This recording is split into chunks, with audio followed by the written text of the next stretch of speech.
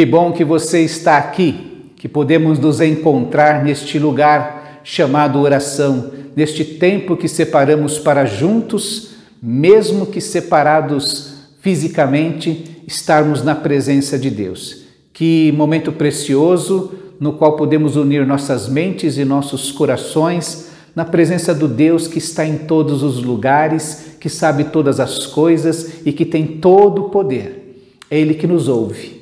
É Ele que atende a nossa oração segundo a sua boa, agradável e perfeita vontade. Segundo o seu soberano amor, Ele cuida de nós enquanto depositamos diante do seu altar os nossos pedidos, depositamos diante do seu trono de graça as nossas necessidades para recebermos, como diz a palavra de Deus em Hebreus, o socorro oportuno, o socorro necessário, o socorro que precisamos para a nossa vida.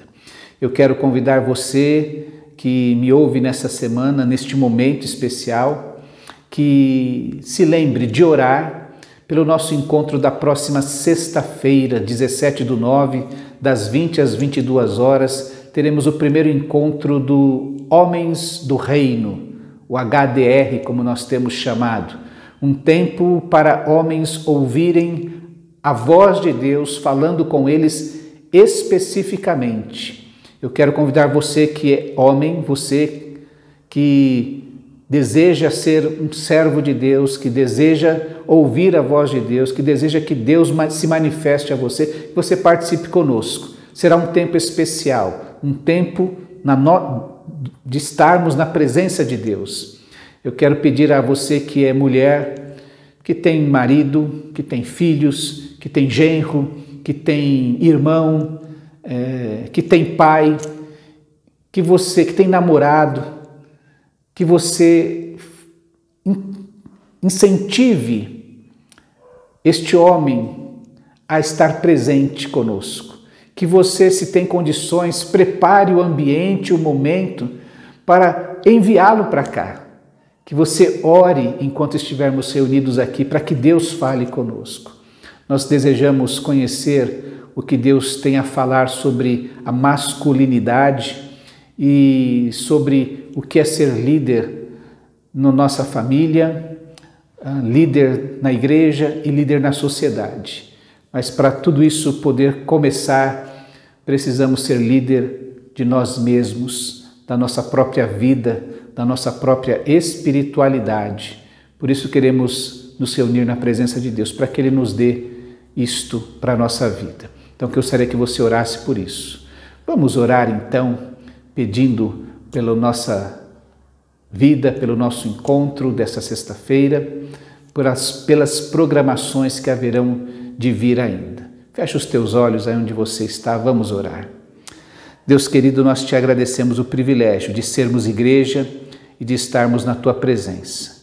Te pedimos, ó Deus, que onde cada um estiver, o teu Santo Espírito o visite, ministrando direção, ministrando sabedoria, ministrando paz ao coração, trazendo, ó Deus, a certeza de que estamos sendo envolvidos com a tua graça, de maneira que poderemos caminhar segundo a tua vontade. Nós te pedimos de maneira especial, ó Deus, porque daqui 2 dias nos reuniremos, ó Deus, desejosos de ouvir a tua palavra, de percebermos, ó Deus, a tua presença, de sermos tocados pelo teu poder em nossa vida.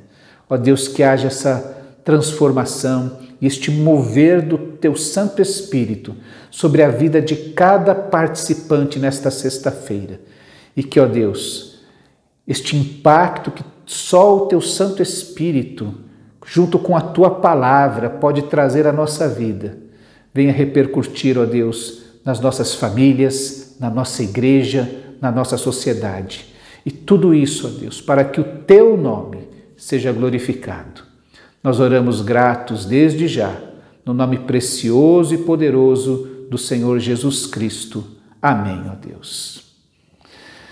Você vai assistir ainda um vídeo a respeito da nossa campanha de evangelização que ocorrerá no mês que vem.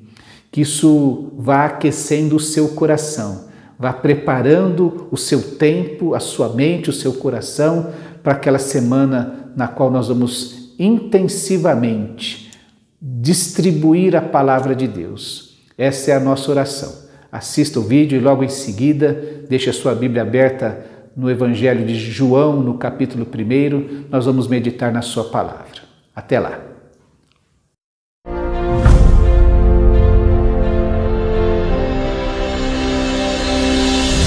Desesperadora. Esta é a situação de Manaus. Pessoal, eu peço misericórdia de vocês.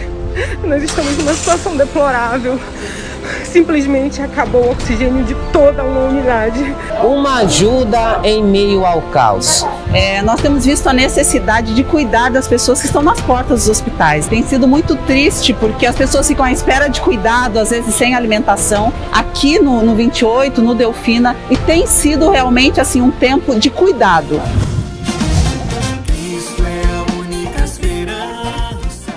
O momento de pandemia que estamos vivendo nos trouxe grandes desafios, mas também muitas oportunidades. Em janeiro, ainda desse ano, quando começou a segunda onda, ali em Manaus, um grande cenário de extrema dificuldade vivemos. Mas também muitas oportunidades onde que, através do SOS Manaus, muitas pessoas foram abençoadas ali. Abençoadas com cestas básicas, abençoadas com um grande movimento das igrejas batistas para alcançar essas pessoas ali naquele lugar. Foram distribuídos mais de 25 mil kits de cafezinho, de lanches, mas, acima de tudo, a palavra do Senhor foi pregada naquele lugar. Mas com tudo isso nós vimos também a necessidade da alimentação. E num movimento, através da sala de oração, iniciou-se um grande movimento de amor e cuidado para que alimentos chegassem até o Amazonas.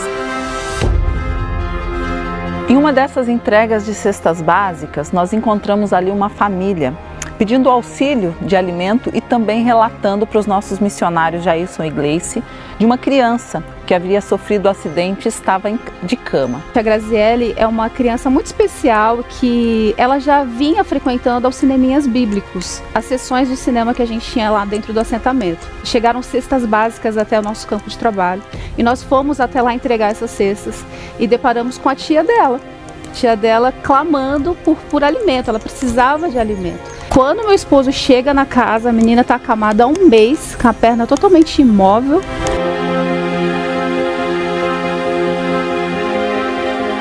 Ela estava brincando ali no barranco e daí ela escorregou para lá para baixo e a pedra acompanhou ela, né? E caiu nas perninhas dela. A menina estava sem os remédios que ela precisava tomar para dor. E aí eles tinham a receita, a gente pegou esses remédios no barco missionário, que nos ajuda muito, a gente tinha esses remédios lá e nós levamos. Em contato com a família, com os avós e as tias, nós levamos aquela criança para o hospital. E aí o médico constatou lá para mim que se caso levasse ela no outro dia, a perna dela ia ser amputada. No mesmo dia já passou por uma cirurgia para retirar o líquido, tirar a secreção. E ela fica internada durante 14 dias, em um processo lento de recuperação em casa, de fisioterapia, e nós acompanhando. No dia do acompanhamento que ela saiu do hospital, eles vieram visitar, trouxeram remédio, trouxeram fralda, trouxeram o que ela estava precisando no momento de cuidado. E nós louvamos a Deus, porque nós entregamos para aquela família não foi apenas uma cesta básica, mas foi a esperança de uma família restaurada pelo Senhor, a esperança de uma criança que pode caminhar, que pode correr e que pode glorificar a Deus através disso. Então eu agradeço os missionários mesmo de ter chegado aqui na minha casa com alimento, eu agradeço a igreja, eu agradeço eles do fundo do meu coração mesmo, porque só eles. Nesse tempo, todos entenderam que Jesus Cristo é a única esperança. E os voluntários, toda a nossa força-tarefa, toda a nossa força batista no Brasil, entendeu que pessoas em comunidades ribeirinhas precisam ser alcançadas por Cristo Jesus.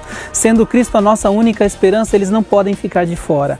O Evangelho do Senhor é para todos e todos precisam ser alcançados por Cristo Jesus. Então, o nosso muito obrigado, a nossa gratidão a Deus por toda essa força-tarefa batista brasileira que se envolveu ali em Manaus, em tudo que estava acontecendo para que o nosso Senhor Jesus Cristo, a nossa única esperança, seja conhecido nessas comunidades. Jesus Cristo é a única esperança para o Brasil.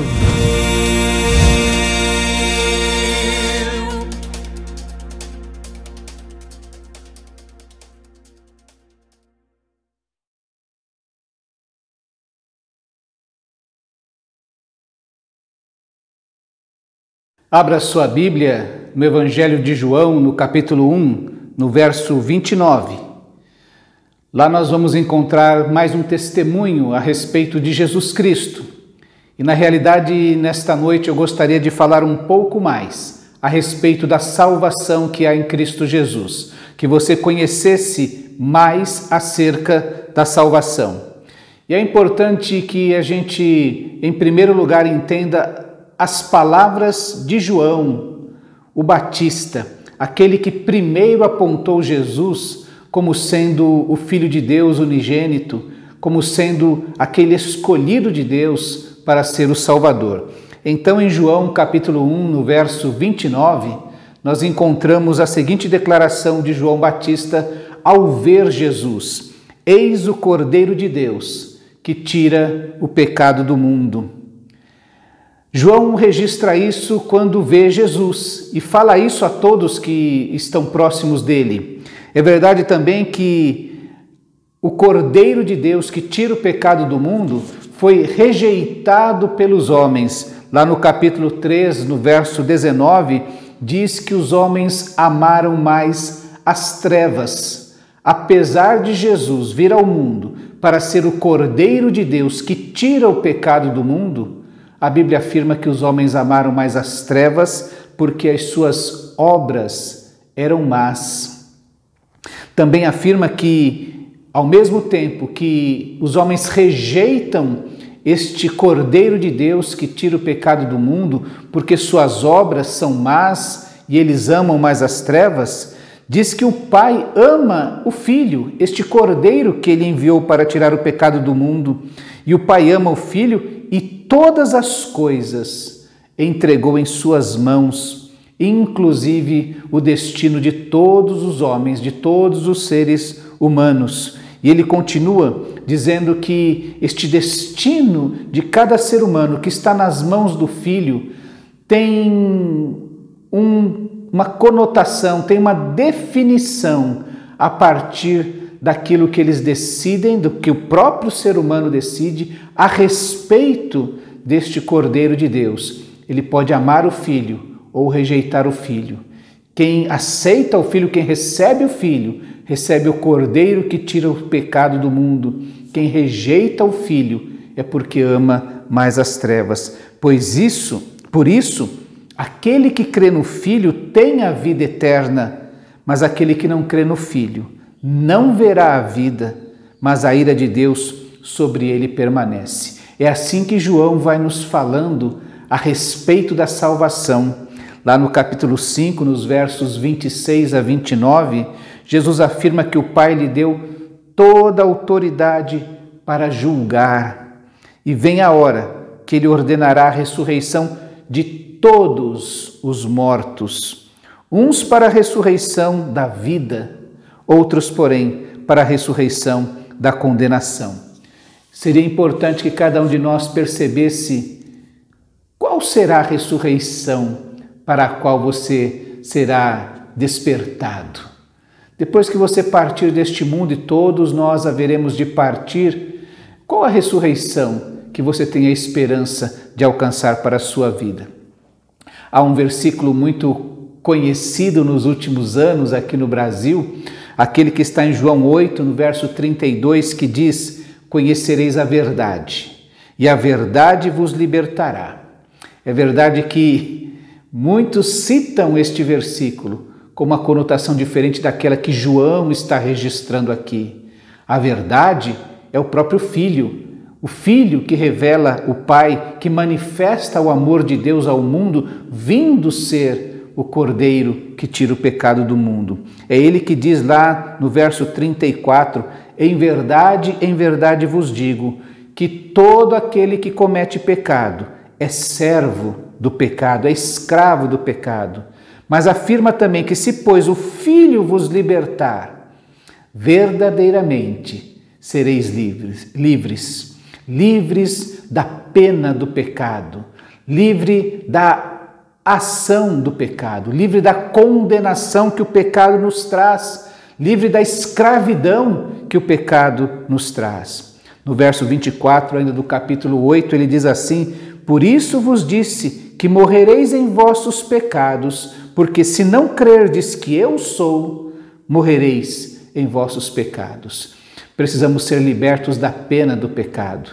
O apóstolo Paulo, um pouco mais à frente, vai afirmar que o salário do pecado é a morte. Paulo está falando de uma separação ou de uma morte espiritual, uma separação eterna da presença de Deus. O salário, a pena do pecado, o resultado do pecado é a morte. Mas o dom gratuito de Deus é a vida eterna em Cristo Jesus. Ainda no capítulo 5 de João, lá nos versos 39 e 40, Jesus diz que nós devemos olhar para as Escrituras para compreendermos o plano de Deus para a nossa vida, para a salvação que Ele quer trazer. E Ele afirma a respeito daqueles que estavam questionando se Jesus seria de fato o Salvador, quando Ele diz assim: vocês devem examinar as Escrituras, ou vocês examinam as Escrituras, porque vocês cuidam ter nelas a vida eterna. Vocês entendem que vão encontrar a vida eterna através das Escrituras. E elas testificam de mim, afirma Jesus. Precisamos examinar as Escrituras exatamente para poder compreender a salvação que Deus quer trazer em Cristo Jesus para nós. Jesus, quando fala daquelas pessoas que o questionavam, diz: vocês examinam as Escrituras porque cuidam ter nela a vida eterna. E elas testificam de mim, e vocês não querem vir até mim para ter vida. A vida eterna, a vida que está na presença e na comunhão perfeita com Deus, existe através de Jesus Cristo. Eu quero lembrar a você que nem todo mundo é filho de Deus. Há uma mentira sendo ensinada já há muito tempo a respeito de Deus e da filiação de Deus, que diz assim: não, todo mundo é filho de Deus. Deus ama a todos igualmente. Não é verdade. A Bíblia afirma que quem é filho do diabo não é filho de Deus e não entende as coisas de Deus e por isso rejeita as coisas de Deus. João 8, verso 44.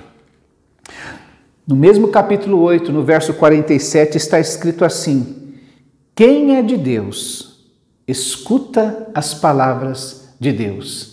Não rejeita, não se furta de vir a Jesus para receber a vida. Vamos nos lembrar que lá no capítulo 1, este João, que vai falando, alinhavou tantos testemunhos a respeito de Jesus, ele nos afirma: mas a todos quantos o receberam, deu-lhes o poder ou o direito de serem feitos filhos de Deus. Quem são os filhos de Deus? Os que creem no seu nome. Não apenas creem porque acham o nome de Jesus bonito ou porque quando estão nos momentos difíceis de sua vida afirmam ou pedem ou clamam por Jesus, mas porque creem na obra que este Cristo, este Jesus veio realizar. Portanto, é possível ser filho de Deus sem receber a Cristo? Evidentemente que não. O plano de Deus passa pela salvação que há em Cristo Jesus. Veja que lá em João 3,16, o que nós conhecemos como o resumo da Bíblia, o resumo do Evangelho, diz que Deus amou o mundo de tal maneira que deu o seu Filho unigênito, para que todo aquele que nele crer tenha vida eterna e não pereça, não morra. Você percebe quanto Deus tem feito para conceder a vida eterna para você? É isso que nós estamos falando, da vida eterna que somente o Filho de Deus pode trazer a nós. Em João 5,24, Jesus ainda traz uma garantia através da sua palavra, afirmando que quem ouve a minha palavra e crê naquele que me enviou, tem a vida eterna e não entrará em condenação, mas passou da morte para a vida. Já passou da morte para a vida. A morte não tem mais poder sobre a sua vida. O que opera agora na sua existência é o fator vida e não a morte. Não vivemos mais morrendo de medo da morte. Nós agora podemos enfrentá-la porque sabemos que a vida já venceu a morte. Ao passarmos e ao enfrentarmos a morte, ao término desta existência, sabemos que entraremos neste estado de vida eterna, neste estado de comunhão perfeita com o nosso Criador. João ainda registra no capítulo 10, versos 27 e 28, no qual ele afirma assim: as minhas ovelhas ouvem a minha voz, e eu as conheço, e elas me seguem, e dou-lhes a vida eterna, e nunca hão de perecer, e ninguém as arrebatará da minha mão. Que palavra tremenda, poderosa, esta afirmação que enche o nosso coração de esperança e segurança.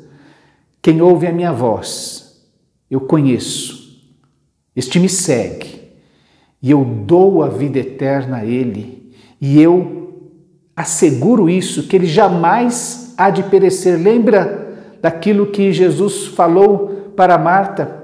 Quem crê em mim, ainda que morra, ainda que esteja morto, viverá. E olha, das minhas mãos, ninguém vai poder tirar aquele que crê.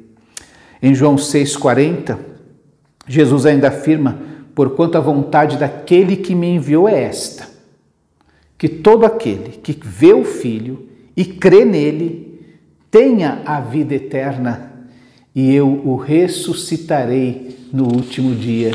É esta promessa que enche o nosso coração de alegria, de segurança, de esperança, de certeza do que Deus vai fazer conosco. Eu queria que você conhecesse um pouquinho mais a respeito da salvação que há em Cristo Jesus. Lembra que a semana passada muitas pessoas testemunharam que Jesus é o Cristo, é o Filho de Deus, é o Deus eterno, é aquele que dá a vida por nós, que o próprio Cristo falou a respeito de si mesmo. Eu sou a porta, eu sou a vida, eu sou o caminho, a verdade e a vida, eu sou a água da vida, eu sou a ressurreição e a vida. Jesus é este Filho de Deus. O que pode haver de mais valioso em todo o universo para que Deus fizesse o que fez, entregando o seu próprio Filho para morrer em nosso lugar e nos dar a vida eterna? Você já crê no Filho? Já o recebeu como seu Salvador? Pense nisso. A segurança eterna só existe em Jesus Cristo. Em tempos em que enfrentamos a pandemia e milhares de mortes, convivemos diariamente com a palavra morte, com a palavra saudade, com a palavra luto, com a palavra tristeza. Nós encontramos no Evangelho de Jesus Cristo, na boa notícia que vem através de Jesus Cristo, que Deus nos recebe como seus filhos e nos garante a vida eterna. E isto é dado a todo aquele que nele crê. Aquele que crer em Cristo, na sua obra redentora, vai ser chamado de Filho de Deus. E das mãos de Deus, ninguém vai nos arrebatar. Tome a sua decisão. Faça essa oração agora diante de Deus, reconhecendo os seus pecados e pedindo a Deus que o receba como seu filho. Feche os teus olhos onde você está, vamos orar. Deus querido, nós te agradecemos por Jesus Cristo, por Ele ter vindo ao mundo, ter vivido a nossa vida como um ser humano comum, porém sem pecado.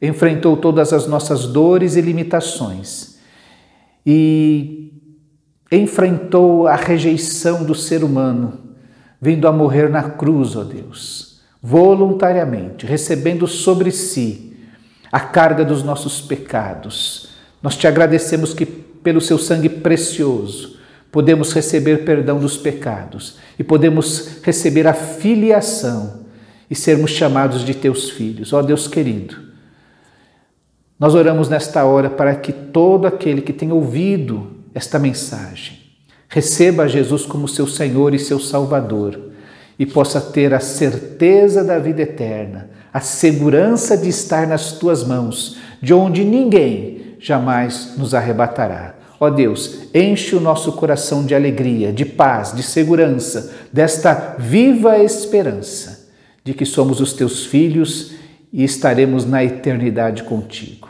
É a nossa oração, no nome precioso e poderoso do Senhor Jesus Cristo. Amém. Que você tenha Jesus em sua vida, que Ele seja o seu Salvador, o Senhor da sua vida, aquele que é o garantidor da sua eternidade. Que Deus te abençoe e nos encontramos na próxima semana. Até lá.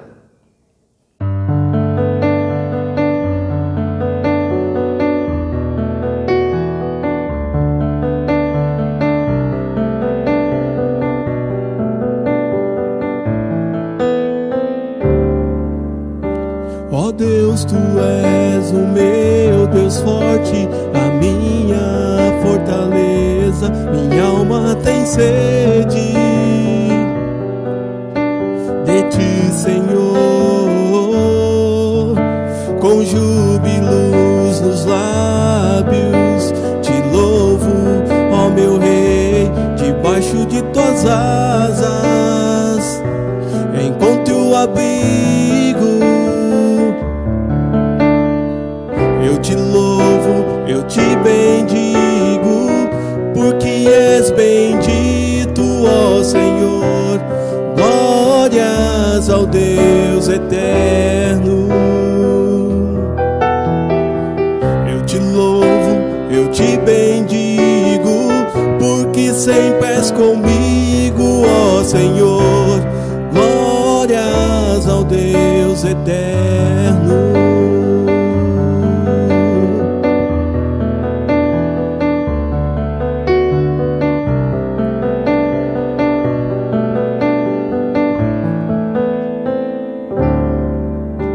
Ó Deus, Tu és o meu Deus forte, a minha fortaleza, minha alma tem sede de Ti, Senhor, com júbilos nos lábios, Te louvo, ó meu Rei, debaixo de Tuas asas, encontre o abrigo. Eu te louvo, eu te bendigo, porque sempre és comigo, ó Senhor. Glórias ao Deus eterno. Eu te louvo, eu te bendigo, porque sempre és comigo, ó Senhor. Glórias ao Deus eterno, eterno, ao Deus eterno.